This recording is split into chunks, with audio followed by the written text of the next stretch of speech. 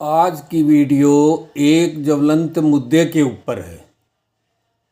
हर party, इस देश का हर सांसद संविधान का अपमान और डॉक्टर भीमराव अंबेडकर जी का अपमान इसके ऊपर उलझी हुई है।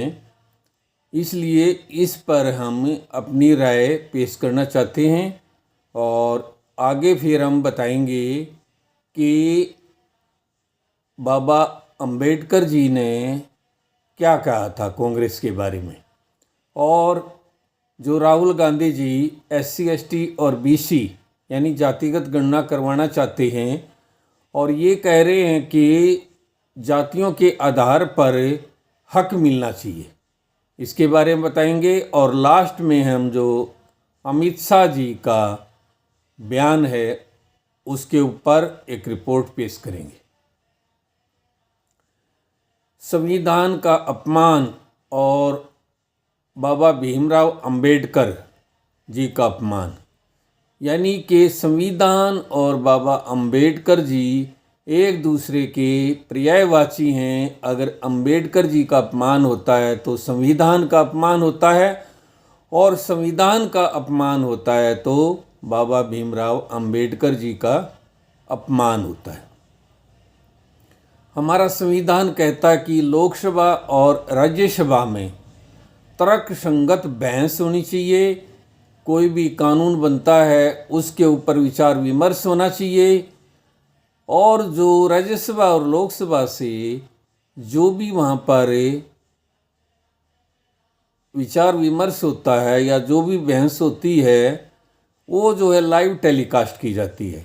जब भी हम राज्यसभा और लोकसभा का लाइव टेलीकास्ट देखते हैं तो मन जो है बड़ा दुखी होता है। ऐसे बंदरों की तरह लड़ रहे होते हैं सांसद, ये माननीय सांसद जिनको हम देश के लिए कानून बनाने, नीतियाँ बनाने आदि के लिए चुनते हैं, वो जो है स्कूल के बच्चों की तरह लड़ते हैं। और इससे जो है देश का करोड़ों रुपए जो लाइव टेलीकास्ट दिखाने पर खर्च होता है उसकी बर्बादी होती है। एक नेता अगर भाषण दे रहा है तो दूसरी पार्टी के नेता हो हल्ला मचाते हैं और जनता के समझ में नहीं आता है कि वो बोल क्या रहा है, क्या कहना चाह रहा है। इतना शोरगुल होता है। जब दूसरी पार्टी के सांसद बोलते हैं तो पहले वाली पार्टी हो हल्ला मचाने लग जाती है। ये कोई तरीका थोड़ी है लोकसभा राज्यसभा चलाने का। और विपक्षी पार्टियां तो इतनी गिरी हुई हैं कि जो अपने वाइस प्रेसिडेंट हैं, जो कि सभापति होते हैं राज्यसभा की, उन्हीं के खिलाफ अविश्वास प्रस्ताव ले आई, बेवजह अविश्वास प्रस्ताव ले आई। और कोई रूल रेगुलेशन का पता नहीं, विश्वास प्रस्ताव कैसे आता है, कितने दिन का नोटिस देना होता है। हालांकि जो विपक्ष का ये अविश्वास प्रस्ताव धनखड़ जी के खिलाफ जो लाया गया था खारिज हो गया है। अब असली संविधान का अपमान करने वाला, भीमराव अंबेडकर जी का अपमान करने वाला कौन है? कांग्रेस पार्टी संविधान बनने से पहले से ही बाबा भीमराव अंबेडकर का अपमान करती आ रही है। आज वो उनका मान सम्मान करने वाली कैसे हो गई? जब संविधान सभा बन रही थी तो कांग्रेस ने भीमराव अंबेडकर को संविधान सभा में शामिल नहीं किया था। वो संविधान सभा के मेंबर बने थे तो मुस्लिम लीग की रिकमेंडेशन पर बने थे। उस टाइम कहाँ थी कांग्रेस बाबा भीमराव अंबेडकर जी का सम्मान करने वाली? इसके बाद ही नहीं, मैं ज़्यादा विश्लेषण में बताना नहीं चाहता क्योंकि वीडियो काफ़ी लंबी हो जाएगी। आप भीमराव अंबेडकर जी बाबा साहिब की 1936 में लिखी हुई, 1945 में लिखी हुई और 1953 में लिखी हुई 3 पुस्तकें कहीं से खरीद कर या नेट से डाउनलोड करके पढ़ सकते हैं कि कांग्रेस ने बाबा भीमराव अंबेडकर जी का और संविधान का कितना अपमान किया है। बाबा भीमराव अंबेडकर को हराने के लिए नेहरू जी ने दो दो रैलियां करी हैं, उनके खिलाफ प्रचार किया था। और जब वे कानून मंत्री थी जवाहरलाल नेहरू जी की कैबिनेट में, उनको कानून मंत्री से इस्तीफा देने के लिए मजबूर कर दिया था। और जब पार्टी के लोगों ने समझाया कि बाबा भीमराव अंबेडकर जी के जाने से पार्टी को बहुत ज़्यादा नुकसान हो जाएगा, तो उन्होंने कहा भीमराव अंबेडकर के जाने से कोई नुकसान नहीं होता, उनको इस्तीफा देने दो। तब कहाँ सम्मान था बाबा भीमराव अंबेडकर जी का। उसके बाद इंदिरा गांधी ने जब उनको माननीय सर्वोच्च न्यायालय द्वारा सांसद की अयोग्य ठहरा दिया, तो इंदिरा गांधी जी ने देश में इमरजेंसी लगा दी और सारे देश के नेताओं को जेल में डाल दिया। ये संविधान का अपमान नहीं था, ये बाबा भीमराव अंबेडकर जी का अपमान नहीं था। और इसके बाद राजीव गांधी जी ने, जो माननीय सर्वोच्च न्यायालय ने संविधान के अनुसार साहबानों के पक्ष में निर्णय दिया था, वो संविधान के अनुसार दिया था। संसद में कानून बनाकर उस निर्णय को राजीव गांधी ने पलट दिया। वो बेचारी एक औरत थी, महिला थी, जो अपनी मेंटेनेंस मांग रही थी, उसको तलाक दे दिया था उसके घर वाले ने। तो इसको क्या कांग्रेस द्वारा पलटना ज़रूरी था? एक महिला के साथ, एक औरत के साथ, ये जो मुस्लिम पक्ष की बनती है, वो महिला मुस्लिम नहीं थी क्या? उसके साथ अन्याय क्यों किया? खाली वोटों के लिए किया क्या?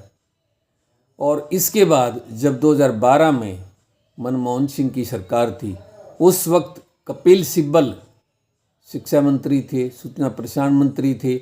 उन्होंने 11वीं की NCERT की पुस्तक में एक कार्टून को शामिल किया, जिसमें बाबा भीमराव अंबेडकर एक घोंगे के ऊपर बैठे हैं और उसके पीछे जवाहरलाल नेहरू खड़े हैं, जो एक हंटर से बाबा भीमराव को पीछे से मार रहे हैं। इसका मतलब ये था कि जवाहरलाल नेहरू बाबा भीमराव अंबेडकर जो एक संविधान को लिख रहे थे, अच्छे से लिख रहे थे। अच्छे से लिखने में कुछ टाइम तो लगता है। तो ये दिखाया गया था कि जवाहरलाल नेहरू ने उन पर दबाव डाला, उनको प्रेशराइज किया कि संविधान को जल्दी पूरा किया जाए। क्या ये बाबा भीमराव अंबेडकर जी का सम्मान था? इस देश के SC ST और OBC सबको मैं कहता हूँ, ये पुस्तकें पढ़ो। और जो ये विपक्ष देश के खिलाफ षड्यंत्र रच रहा है, देश के शासन के खिलाफ षड्यंत्र रच रहा है और संसद और लोकसभा की कार्रवाई को बाधित कर रहा है, उसकी सच्चाई से जाने। इनके झूठे प्रोपगेंडा के बहकावे में न आए। ये SC ST और OBC को सिर्फ एक वोट डालने का ग्रुप मात्र मानते हैं। अब राजी कहते हैं SC ST OBC जो भी है, इनकी जातिगत जनगणना कराओ और उसी अनुपात में इनको हक मिले। पहले कांग्रेस कहाँ थी? अभी BJP शासन 10-11 साल से है। पहले इन्होंने कितने SC ST और OBC के अधिकारी लगाए? सारे पंडित ब्राह्मण उस सवर्ण जाति के IAS IPS वो भर्ती कर रखे हैं। तब कहाँ थी कांग्रेस? तब इनको SC ST और BC का ख्याल क्यों नहीं आया? कांग्रेस पार्टी और दूसरी विपक्ष पार्टियां हमेशा हिंदुत्व पर प्रहार करती हैं और इस देश के सौहार्द को बिगाड़ने वाली यही पार्टियां हैं। जो संभल में अत्याचार हुआ हिंदुओं के साथ, वो समाजवादी पार्टी और दूसरी पार्टियों के शासनकाल में हुआ था 1976 में। उसकी चीखें आज तक लोगों के मुंह से निकल रही हैं। जो प्रताड़ित हुए थे, आप उनसे मिलके देखोगे, वो अपना दुख दर्द गाते हैं। 46 साल से उनको जो है न्याय नहीं मिला है। 25-25 आदमियों के हाथ पैर काट के उनको जिंदा जला दिया गया, वहाँ पर मिट्टी का तेल डाल के, टायर डाल के। उनको जिंदा जला दिया। पहले एक हाथ काटा, फिर दूसरा हाथ काटा, फिर एक टांग काटी, फिर दूसरी टांग काटी, उसके बाद गला रेत दिया। इतने अत्याचार हिंदुओं ने सहे हैं। कहाँ थी जब ये कांग्रेस? और ऐसे अत्याचारों के शिकार SC ST और OBC ज़्यादा होते हैं, क्योंकि उनके पास संसाधन नहीं होते हैं। जब बंगाल में महिलाओं के साथ अत्याचार होता है, वो ज़्यादातर SC ST होती हैं, उनके साथ बलात्कार होता है, उनके घर जलाए जाते हैं, तब ये विपक्ष कहाँ खड़ा होता है? क्योंकि वो विपक्ष रूलिंग राज्य है, इसलिए नहीं बोलेंगे क्या? फिर कहाँ ये SC ST और OBC के रखवाले हैं? देश की इकोनॉमी का भट्ठा बैठाने के लिए नई नई टूल किट लाते रहते हैं। बाबा भीमराव अंबेडकर ने कड़े शब्दों में कहा था, पहले जो है कांग्रेस का निशान बैल था, गऊ बाछड़ा था, तो उन्होंने कहा था अगर आप किसी गधे को, गधे मतलब मूर्ख, जिसको किसी तरह की अक्ल नहीं है, ऐसे उम्मीदवार को खड़ा कर दोगे तो लोग कैसे चुनेंगे बैल पर मोहर मार के? तुम्हें अच्छे प्रतिनिधि उतारने चाहिए उम्मीदवार के तौर पर। हमेशा इन पार्टियों ने माफिया को, गुंडों को, बदमाशों को टिकट दी है, जिन्होंने जनता का जमकर शोषण किया है। और अब मैं आज के आखिरी मुद्दा जो अमित शाह जी का बयान है, इनका तो जो ट्विटर ने नोटिस दे दिया था इनको, कांग्रेस वालों को, कांग्रेस पार्टी को और कुछ नेताओं को ट्विटर ने, एक्स सोशल मीडिया ने नोटिस दे दिया है। क्योंकि अगर आप किसी की पूरी वीडियो नहीं दिखाओगे, 14 सेकंड या 11 सेकंड की क्लिप जो कि उस चीज़ को समझाने के लिए शुरुआत की जाती है, उसको आप सिर्फ किसी सोशल मीडिया पर डालोगे, बाकी आगे की वीडियो नहीं डालोगे, तो ये अल्टर्ड कंटेंट का ऑफेंस होता है। अमित शाह जी ने आगे कहा है 1990 तक कांग्रेस पार्टी ने बाबा साहिब को भारत रत्न क्यों नहीं दिया? बाबा साहब के साथ इतने अत्याचार क्यों करे? उनको राजनीति से बाहर निकालने का षड्यंत्र क्यों रचा? 1990 में जब जनता पार्टी की सरकार आई थी, तब बाबा साहब अम्बेडकर जी को भारत रत्न का सम्मान मिला था। और इतने सालों से कांग्रेस पार्टी ने संसद भवन में बाबा भीमराव अंबेडकर जी की मूर्ति को क्यों नहीं लगवाया? ये अभी वर्तमान भाजपा की सरकार ने लगाया है। तो कहाँ हितैषी हैं ये? कहाँ हैं ये? कौन से सम्मान की बात करते हैं? और अमित शाह जी ने तो ये कहा था, भाई आप बार बार अंबेडकर अंबेडकर अंबेडकर करते रहोगे, इससे अच्छा तो आप भगवान का नाम लोगे तो आप लोगों को 7 जन्म का स्वर्ग मिल जाएगा। यानी कि जो पाप आप लोगों ने अंबेडकर जी और संविधान के खिलाफ किए हैं, अगर आप 100 बार भगवान का नाम लोगे तो आपके पाप धुल जाएंगे और हो सकता है आपको 7 जन्म तक स्वर्ग मिल जाए। अंबेडकर अंबेडकर करने से उनका सम्मान नहीं होगा, उनका सम्मान होगा उनकी नीतियों की पालना करने की, उनकी बातों पर अमल करने का, SC ST और OBC को सही मायने में बेनिफिट देने का। तब बाबा भीमराव अंबेडकर जी को सम्मान मिलेगा। खाली नाम लेने से सम्मान नहीं मिलेगा। मैं आपको एक उदाहरण देता हूँ। एक रत्नाकर था, वो जो है एक हंटर का बेटा था। वो पहले हंटर बना और हंटर रहते रहते वो जो है रॉबरी करने लगा, यानी डाकू बन गया और लोगों को लूटने लग गया। लेकिन वो जब एक संत के संपर्क में आया और भगवान का जाप करने लगा तो उसके सारे पाप धुल गए और आज लोग उसको महर्षि वाल्मीकि के रूप में जानते हैं। इसी संदर्भ में आप अमित शाह जी की बात को लीजिए। अमित शाह जी यही कह रहे थे कि आप अंबेडकर अंबेडकर करने से क्या फ़ायदा? अंबेडकर अंबेडकर करने से उनका सम्मान नहीं होगा। उनका असली सम्मान होगा उनकी नीतियों की पालना करने की, उनकी बातों को अमल में लाने की और उनकी बातों को शासन में अमली जामा पहनाने की। और उन्होंने आगे अंबेडकर जी के लिए क्या क्या किया, वो सारी बातें सुनाई गई। आप अमित शाह जी का पूरा वीडियो देखना। और इन विपक्षी पार्टियों के बहकावे में आने से पहले आप उनकी 1936, 1945, 1953 और 2012 को कार्टून, ये सारी चीज़ें देख लेना। कांग्रेस पार्टी और दूसरी विपक्षी पार्टियों ने अंबेडकर जी का कितना अपमान किया है। बीजेपी ने तो उनको बहुत ज़्यादा सम्मान दिया है और उनकी मूर्ति स्थापित की, भारत रत्न दिया जनता पार्टी ने। कांग्रेस ने उनके लिए क्या किया है? कुछ नहीं किया है। और अभी नया कांड कर दिया राहुल जी ने, वो बीजेपी के सांसदों को धक्का दे दिया, एक सांसद दूसरे सांसद पर गिर गया। वो जो है प्रताप सारंगी जी हैं, वो बेचारे बहुत गरीब परिवार के हैं, उनके सिर में टाँके आए हैं। और दूसरे वो अपने मुकेश राजपूत जी हैं, वो भी दोनों के दोनों आईसीयू में भर्ती हैं। अब जब ये कांड हो गया, उनको लेने के देने पड़ गए, तो अब वो कह रहे हैं खड़गे जी को धक्का दिया। अरे खड़गे जी को धक्का दिया होता तो खड़गे जी आईसीयू में होते, उनके घुटने वैसे ही कमज़ोर हैं, उनसे नहीं खड़ा रहा होगा, वो बैठ गए और लाके उनको कुर्सी पे बिठा दिया। कोई व्हील चेयर पर लेके गए हो तुम खड़गे जी को? ऐसे ही आप आदमी पार्टी है, जब भी चुनाव आता है किसान आंदोलन शुरू करवा देती है और दिल्ली के सारे बॉर्डर ब्लॉक हो जाते हैं। वहाँ बेचारे पेट्रोल पंप वाले हैं, दुकानों वाले हैं, होटल वाले हैं, सबके काम धंधे बंद हो जाते हैं। जब पीछे आंदोलन हुआ था, किसानों की सारी मांग मान ली गई थी, सारे जो है तीनों कानून वापस ले लिए, उनको एमएसपी दी जा रही है, 5-7 फसलों को और एमएसपी में शामिल कर लिया गया है। ये सारी बाहर की टूल किट होती है। राहुल गांधी कभी चीन का दौरा करते हैं, कभी अमेरिका का दौरा करते हैं और वहाँ से टूल किट बन के आती हैं। अमेरिका ने पूरा जोर लगाया 2024 के चुनाव में कि बीजेपी की सरकार ना बने,